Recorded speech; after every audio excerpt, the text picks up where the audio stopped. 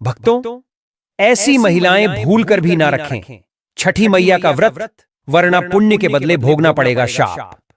क्योंकि भक्तों, शास्त्रों में छठ महापर्व को करने के कुछ नियम बताए गए हैं, कुछ सावधानियां बताई गई हैं, जिसका पालन करने के बाद ही किसी भी व्रती को छठी मैया का ये व्रत रखना चाहिए। पर कुछ ऐसे भी लोगों के बारे में बताया गया है जिन्हें किसी भी परिस्थिति में छठ का व्रत नहीं रखना चाहिए, वरना पूरे परिवार पर इसका दुष्परिणाम हो सकता है। इसलिए भक्तों, आज के इस अत्यंत ही महत्वपूर्ण वीडियो को शुरू से लेकर अंत तक पूरा बिना भगाए जरूर देखकर जाइएगा। तो चलिए भक्तों, वीडियो को शुरू करते हैं। लेकिन उससे पहले यदि आप इस छठ पूजा पर अपने जीवन में भगवान सूर्य देव और छठी मैया की असीम कृपा एवं उनका आशीर्वाद प्राप्त करना चाहते हैं तो कमेंट बॉक्स में जय छठी मैया, जय दीनानाथ लिखकर चैनल को सब्सक्राइब जरूर कर लें। भक्तों, हर वर्ष कार्तिक माह के शुक्ल पक्ष की षष्ठी तिथि यानी कि दिवाली के ठीक 6 दिनों के बाद इस पर्व को मनाया जाता है। छठ पूजा का यह महापर्व बिहार, झारखंड, उत्तर प्रदेश और देश के अनेक हिस्सों में अत्यंत श्रद्धा और भक्ति के साथ मनाया जाता है। छठ मैया को सूर्य भगवान की बहन माना गया है और यही कारण है कि इस दिन सूर्य को अर्घ्य देने की परंपरा का विशेष महत्व है। लोग सूर्य देव के प्रति कृतज्ञता प्रकट करते हैं क्योंकि वही संपूर्ण सृष्टि के पालनहार हैं। सूर्य की किरणें जीवन में ऊर्जा, उत्साह और आरोग्यता का संचार करती हैं और इसी प्रकाश को केंद्र में रखकर छठ पूजा का व्रत किया जाता है। यह व्रत साधारण नहीं है, यह तप, संयम और श्रद्धा का प्रतीक है। इस पर्व में शरीर ही नहीं बल्कि आत्मा भी शुद्ध होती है। भक्त अपनी आस्था की अग्नि में स्वयं को तपाकर मां छठी की कृपा पाने की कामना करते हैं। कहते हैं, छठ मैया की कृपा पाने के लिए केवल कर्म कांड नहीं बल्कि सच्चे मन की भक्ति आवश्यक है। इस दिन व्रत रखने वाली महिलाएं अपने जीवन की हर कठिनाई को भूलकर केवल एक ही संकल्प करती हैं, मां छठी को प्रसन्न करने का।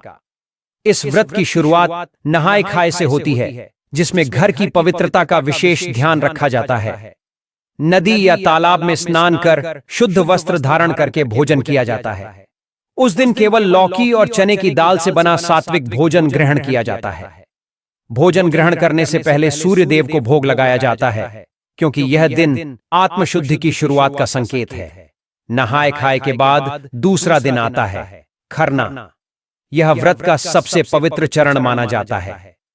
इस दिन पूरा दिन निर्जला उपवास किया जाता है और शाम को मिट्टी के नए चूल्हे पर गुड़ की खीर बनाई जाती है।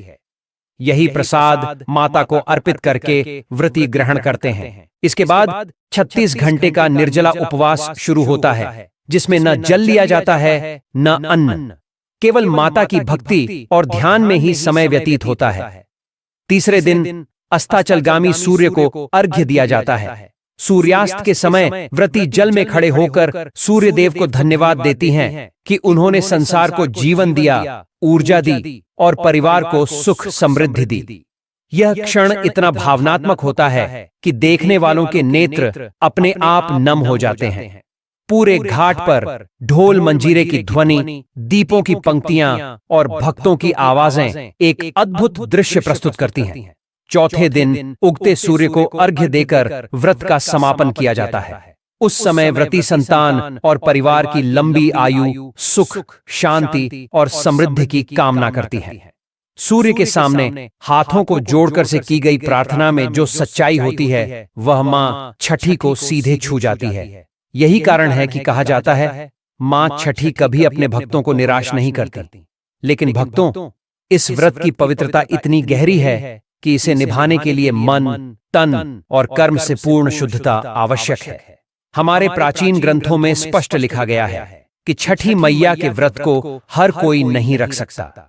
यह व्रत उन्हीं के लिए है जिनका मन निर्मल है, जिनका जीवन सात्विक कर्मों से जुड़ा है और जिनके भीतर सच्ची श्रद्धा का भाव है।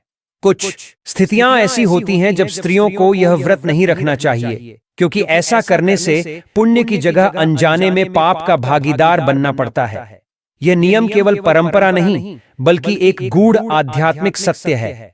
जैसे लिव इन रिलेशन में रहने वाली महिलाएं छठ का व्रत ना रखें, वरना दीनानाथ जी का भयंकर श्राप आपको भोगना पड़ सकता है। पर भक्तों, कुछ लोग बोलते हैं कि विधवा महिलाओं को छठ का व्रत नहीं रखना चाहिए, लेकिन भक्तों, आपको हम स्पष्ट बता दें कि छठ के व्रत को करने के लिए सुहागन होना आवश्यक नहीं है। इसलिए विधवा महिलाएं भी छठ पूजा का व्रत रख सकती हैं। छठी मैया की पूजा में शुद्धता का स्थान सर्वोपरि है।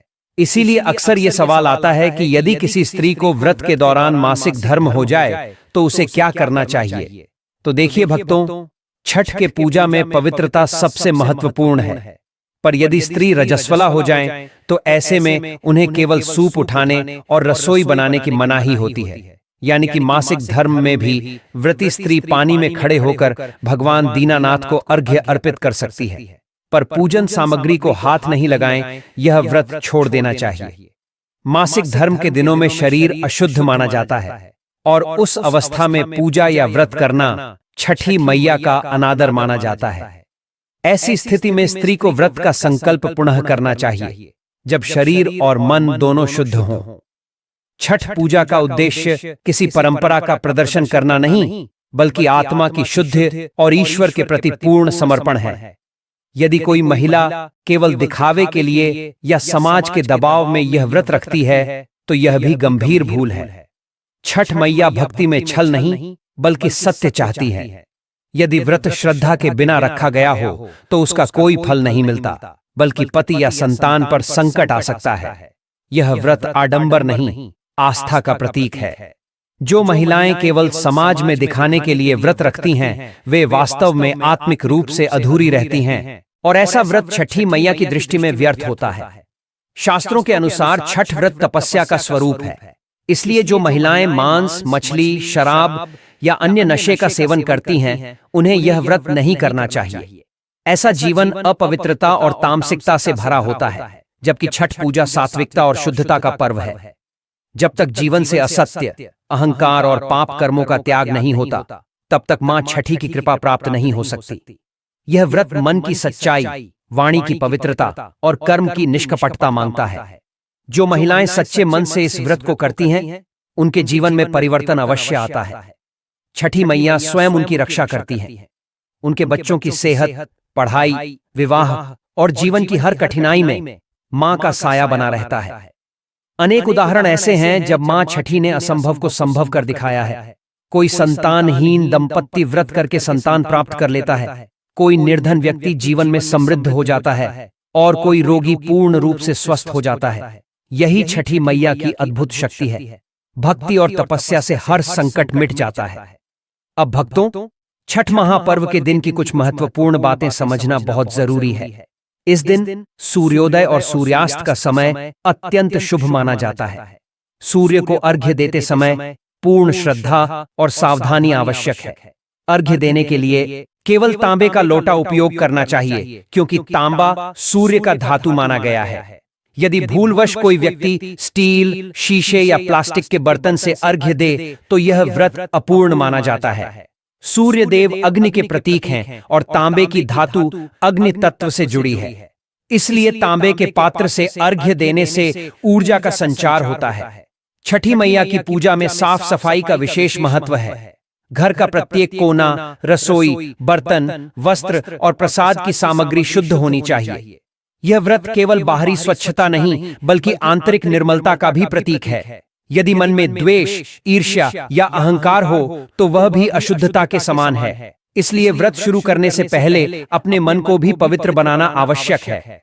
छठ पूजा के दौरान व्रती को पलंग या चारपाई पर नहीं सोना चाहिए। यह व्रत तपस्या का प्रतीक है, इसलिए व्रती को धरती पर ही बिस्तर बिछाकर सोना चाहिए। फर्श पर सोना विनम्रता और धरती माता के प्रति कृतज्ञता का भाव दर्शाता है। जो व्यक्ति विनम्र होता है, उसी पर ईश्वर की कृपा बरसती है। इस व्रत में जो प्रसाद बनाया जाता है, वह अत्यंत सात्विक और शुद्ध होता है। इसे कभी गैस स्टोव पर बिना शुद्धिकरण के नहीं बनाना चाहिए। मिट्टी के नए चूल्हे पर या स्वच्छ रूप से धोए गए गैस पर ही प्रसाद तैयार करना चाहिए।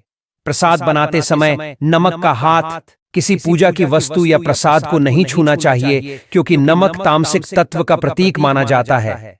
इस व्रत में नमक रहित भोजन ही ग्रहण किया जाता है। छठी मैया के व्रत में वाणी की भी शुद्धता अत्यंत आवश्यक है। व्रत के दौरान किसी से कटु वचन, झूठ या निंदा नहीं करनी चाहिए। वाणी को कोमल और शांत बनाए रखना चाहिए, क्योंकि कहा गया है, जिसकी वाणी मधुर है उसके घर में लक्ष्मी और छठी मैया दोनों का वास होता है।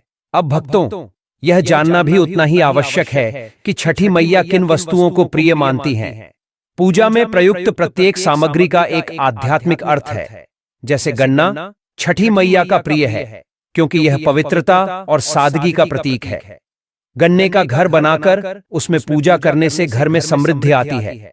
केला भी छठी मैया का प्रिय फल है, क्योंकि यह सात्विक और सर्वसुलभ है। जल में उत्पन्न फल जैसे जल सिंघाड़ा शुद्धता और जीवन के प्रवाह का प्रतीक है। नारियल को तो सभी पूजाओं में शुभ माना गया है, और छठ पूजा में इसका विशेष स्थान है, क्योंकि यह ईश्वर को समर्पण का प्रतीक है। छठ व्रत के दौरान आहार से जुड़ी कई कठोर मर्यादाएं होती हैं। व्रती को भोजन पूरी तरह सात्विक और शुद्ध रखना चाहिए।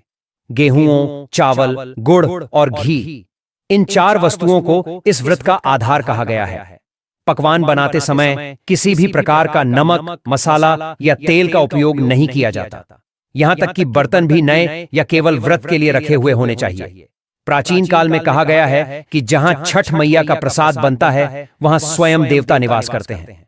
इस कारण उस स्थान पर किसी का जूता चप्पल लेकर जाना या जोर से बोलना भी वर्जित माना गया है।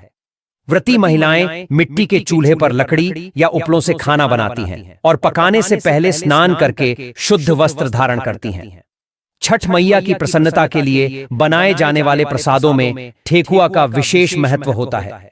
इसे ठेकुआ या ठेका इसीलिए कहा जाता है क्योंकि यह आटे और गुड़ के मेल से हाथों से ठोकर कर बनाया जाता है। इस प्रसाद में केवल सच्चाई, सादगी और मां के प्रति प्रेम का स्वाद होता है। इसे बनाते समय कोई हंसी मजाक या आपसी बातचीत नहीं की जाती। वातावरण इतना पवित्र होता है कि हर सांस में भक्ति बस जाती है। छठ मैया की पूजा में जल का विशेष महत्व है।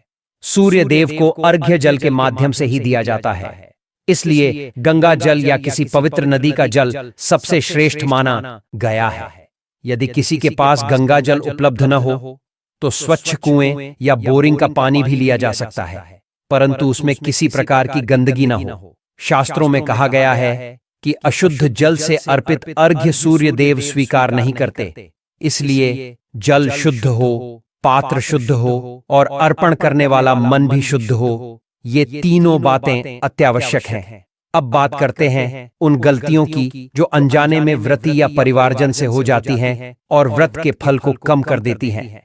सबसे बड़ी भूल होती है व्रत के दौरान अपवित्र वस्त्र पहनना या रजस्वला स्त्री का पूजा स्थल के निकट जाना। शास्त्रों के अनुसार छठ मैया का स्थान अत्यंत ऊर्जावान होता है। जब कोई महिला मासिक धर्म के काल में होती है तो उसका शरीर विश्राम की स्थिति में रहता है। ऐसे में ऊर्जा का प्रवाह स्थिर नहीं रहता, जिससे पूजा स्थल की ऊर्जा में असंतुलन आ सकता है। इसलिए ऐसे समय में महिलाओं को पूजा से दूर रहना चाहिए और केवल मानसिक रूप से मैया का स्मरण करना चाहिए। दूसरी बड़ी गलती होती है प्रसाद को किसी अपवित्र व्यक्ति के स्पर्श में आने देना। छठ का प्रसाद देवभोग होता है, अर्थात यह पहले देवताओं को अर्पित होता है, फिर मनुष्यों को दिया जाता है। अतः इसका स्थान साधारण भोजन से कहीं ऊंचा है। यदि यह प्रसाद गलती से नीचे गिर जाए या किसी ने बिना स्नान किए इसे छू लिया तो उसे पुनः उपयोग नहीं करना चाहिए। प्राचीन परंपराओं में कहा गया है कि भोग में अशुद्ध तो पूजा में विफलता, इसलिए प्रसाद बनाते और संभालते समय अत्यधिक सतर्कता रखनी चाहिए। तीसरी भूल यह होती है कि कई लोग व्रत के बीच मोबाइल, संगीत या मनोरंजन में व्यस्त हो जाते हैं। याद रखें, छठ कोई उत्सव मात्र नहीं बल्कि आत्मसंयम का पर्व है। इस समय मन को विचलित करने वाली कोई भी वस्तु साधना के मार्ग में बाधक होती है। इसलिए व्रती को चाहिए कि वह हर पल अपना मन छठ मैया के भजन, आरती या ध्यान में लगाए। यदि भक्ति में मन डूबा रहेगा तो व्रत का फल कई गुना बढ़ जाता है। छठ व्रत के दौरान झूठ बोलना या किसी से कटु व्यवहार करना भी वर्जित है। यह व्रत सत्य की साधना है। छठ मैया सत्य के साथ हैं, असत्य से नहीं। यदि किसी ने इस व्रत के बीच किसी को ठगने, झूठ बोलने या अपमान करने का पाप किया तो वह व्रत अधूरा माना जाता है। इसीलिए कहा गया है, छठ मैया की पूजा में शरीर नहीं, हृदय शुद्ध होना चाहिए। व्रती के परिवार के लोगों को भी कई बातों का ध्यान रखना चाहिए। व्रती के कमरे या पूजा स्थल के पास मांसाहार, शराब या नशे का सेवन करना बहुत बड़ा पाप है। जिस घर में छठ मैया की पूजा होती है, वह घर देवालय बन जाता है। वहां ऐसे कार्यों की अनुमति नहीं होती। इसी प्रकार घर के किसी सदस्य को व्रती के सामने ऊंची आवाज में बोलना या झगड़ना भी नहीं चाहिए। कहा गया है कि व्रती की भावना से ही छठ मैया प्रसन्न होती है। यदि घर का वातावरण शांत और पवित्र होगा तो मां स्वयं उस घर में आकर आशीर्वाद देती हैं। सूर्य देव को अर्घ्य देते समय भी कुछ विशेष नियम हैं जिनका पालन करना अनिवार्य है। जब व्रती जल में उतरती है तो उनके साथ परिवार के अन्य सदस्य भी श्रद्धा से उपस्थित हों। जल में प्रवेश करते समय पांवों से कीचड़ न उड़ाए और किसी को पीछे से धक्का न दें। सूर्य देव को अर्घ्य देते समय मन में कोई सांसारिक इच्छा न रखें। केवल यह भाव रखें, हे सूर्य नारायण, जैसे आपकी किरणें सबको समान रूप से प्रकाश देती हैं, वैसे ही मेरे जीवन में भी ज्ञान और शांति का प्रकाश फैले। यही भाव छठ मैया की कृपा पाने की कुंजी है। कई बार लोग भूल से सूर्यास्त या सूर्योदय के समय का सही ध्यान नहीं रखते। अर्घ्य का समय कुछ मिनटों का ही होता है और यही क्षण सर्वाधिक प्रभावशाली होता है। इसलिए व्रती को उस समय से पहले ही घाट पर पहुंच जाना चाहिए। सूर्य की पहली किरण जब जल पर पड़ती है तो वह दिव्य ऊर्जा का संकेत होती है। उस क्षण अर्घ्य देना अत्यंत शुभ माना गया है। छठ मैया की पूजा में दीपक का भी विशेष महत्व है। मिट्टी के दीपक में घी डालकर जलाने से घर के सभी दोष दूर होते हैं। रात में दीपक को जलाकर दरवाजे या आंगन में रखा जाता है ताकि मां की कृपा घर के भीतर प्रविष्ट हो। ऐसा माना जाता है कि जिस घर के दीपक बिना बुझे जलते हैं, उस घर में पूरे वर्ष समृद्धि बनी रहती है।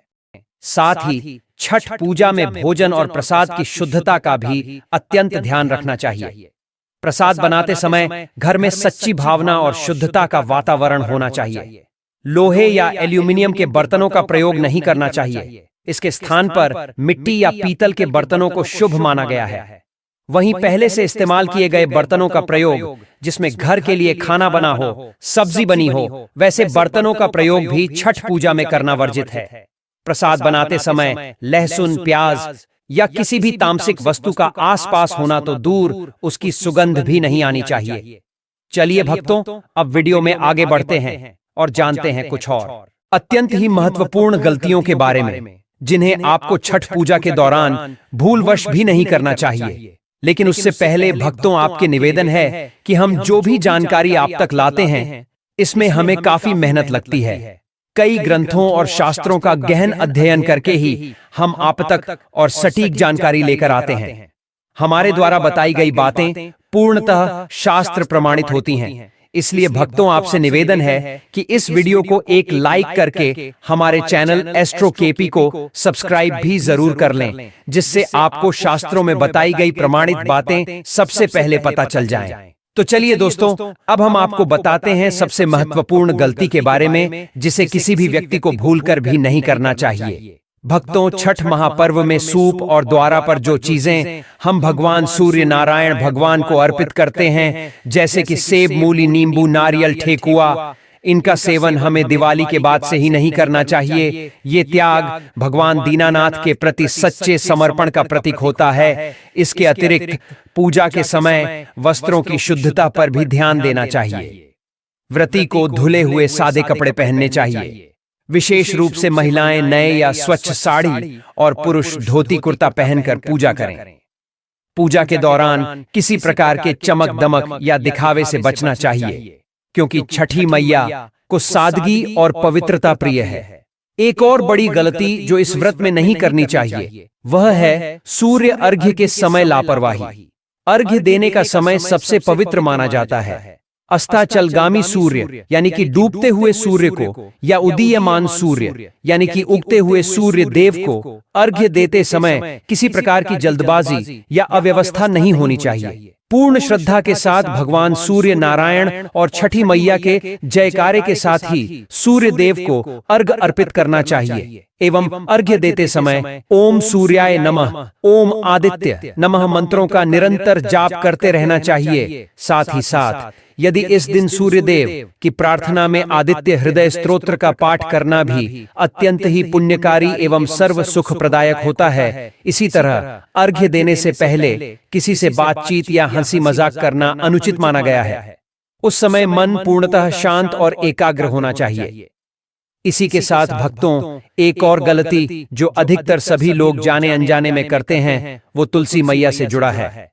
जी हाँ भक्तों, दरअसल छठ पूजा के खरना प्रसाद में तुलसी का होना अति आवश्यक होता है। बिना तुलसी दल के भगवान भोग स्वीकार नहीं करते। लेकिन भक्तों, छठ पूजा के दिन तुलसी के पत्तों को आपको भूलकर भी नहीं तोड़ना चाहिए, क्योंकि छठ पूजा के दिन तुलसी के पत्तों को तोड़ना शास्त्रों में वर्जित बताया गया है। इसलिए आप खरना से पूर्व ही तुलसी माता के पत्ते तोड़कर रख लें।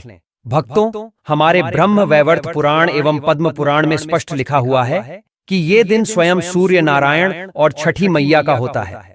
इसीलिए शास्त्रों में इस दिन को अत्यंत ही पवित्र पावन माना जाता है। ऐसे में यदि कोई भी व्यक्ति गलती से भी मांस मदिरा का प्रयोग करता है तो लक्ष्मी माता ऐसे मनुष्य के घर का त्याग सदा के लिए कर देती है और ऐसे लोग आकस्मिक दुर्घटना के शिकार भी हो सकते हैं। इसीलिए दोस्तों, अपने और अपने पूरे परिवार की सकुशलता के लिए इस दिन इन विशिष्ट भोजनों का सेवन ना करें। साथ ही इस दिन महिलाएं एवं पुरुष घर में तामसिक चीजों का प्रयोग ना करें और ना ही अपने घर के किसी भी सदस्य को करने दें। ठीक है ना? चलिए दोस्तों, अब हम जानते हैं तीसरी गलती के बारे में, जिसे कि आपको छठ पूजा के इस पावन दिन में भूल कर भी नहीं करनी चाहिए।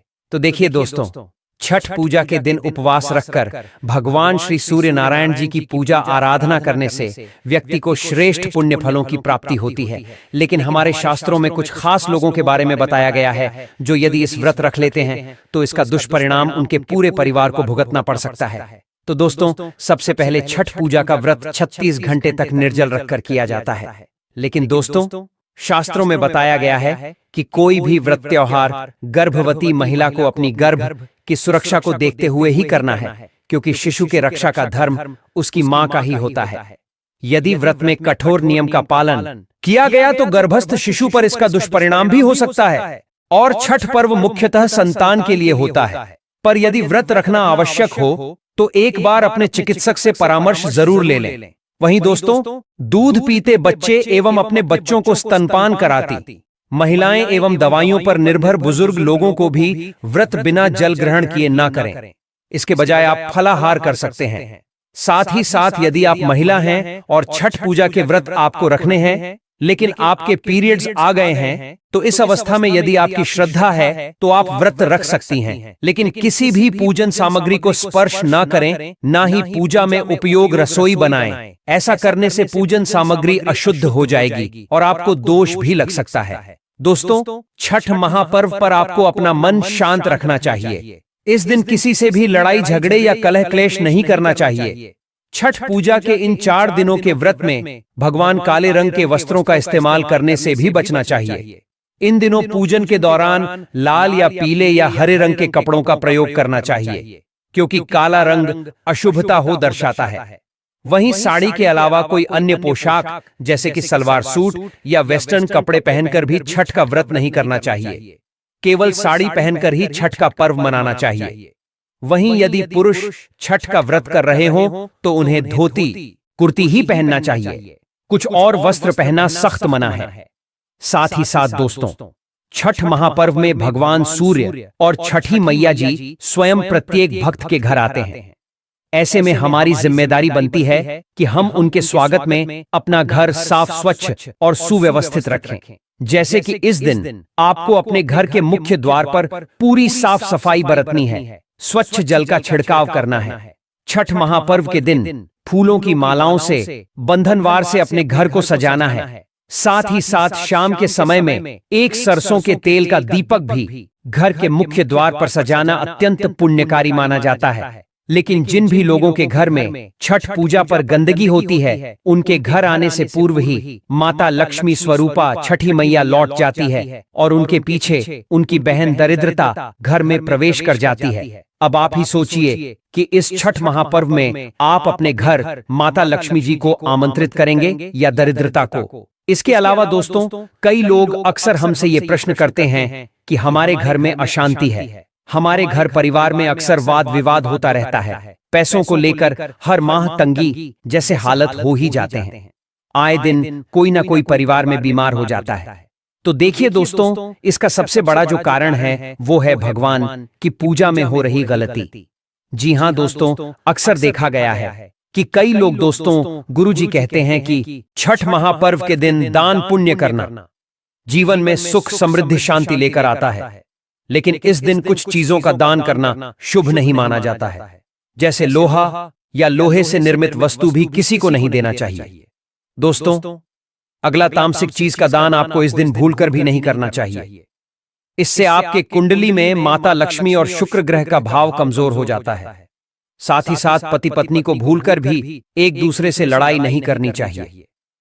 माना जाता है कि इस मतभेद से बड़ी परेशानी पैदा हो जाती है। छठ महापर्व के इस शुभ दिन कोई भी काम ना करें जिससे दाम्पत्य जीवन में परेशानी आ जाए।